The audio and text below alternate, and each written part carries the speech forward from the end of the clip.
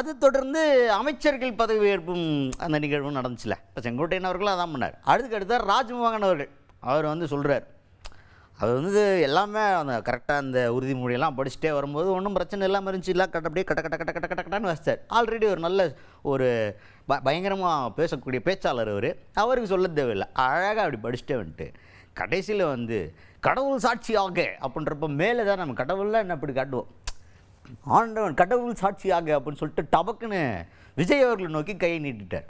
இது சில பேர் வந்துட்டு சார் டச்சிங்காக இருக்கியா, டச்சிங்காக இருக்கு, அங்கே வச்சாம்பா ட்விஸ்ட்டு அப்படின்ற மாதிரி இருந்துச்சு. சில பேருக்கு என்னப்பா கடவுள்னு சொல்லிட்டு அவரை கை கட்டுறாங்க, என்ன ஸ்டேஜில் இப்படிலாம் பண்ண என்ன ரொம்ப மிகைப்படுத்துகிற மாதிரி இருக்கேன் அப்படின்ற மாதிரி சில பேர். அது வந்து ஒரு கலவையான விமர்சனத்துக்கு உள்ளான ஒரு தருணம் அங்கே நடந்துச்சு. இப்போ நம்ம என்ன அண்டர்ஸ்டாண்டிங் வந்திருக்கோம் அப்படின்னா, இப்போ ராஜ்மோகன் அவர்கள் விஜய் அவர்கள் மேலே சத்தியம் பண்ணியிருக்காரு, தலையில் அடிச்சு ஓன் மேலே சத்தியமாடா அப்படின்னு சொல்லுவோம்ல, அந்த மாதிரி சத்தியம் பண்ணியிருக்காரு. கரெக்டாக இருந்தாருன்னா கொரட்டா விஜய்க்கு, இல்லைன்னா என்ன ஆகும் தெரியாது. விஜய் அவர்களுடைய முழு பொறுப்பு ராஜ்மோகனை கவனமாக பார்த்துக்க வேண்டியது, ஏன்னா சத்தியம் வந்து விஜய் மேலே பண்ணியிருக்காரு.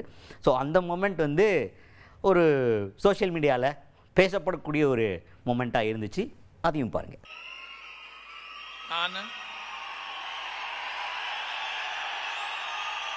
ராஜ்மோகன் என்னும் நான்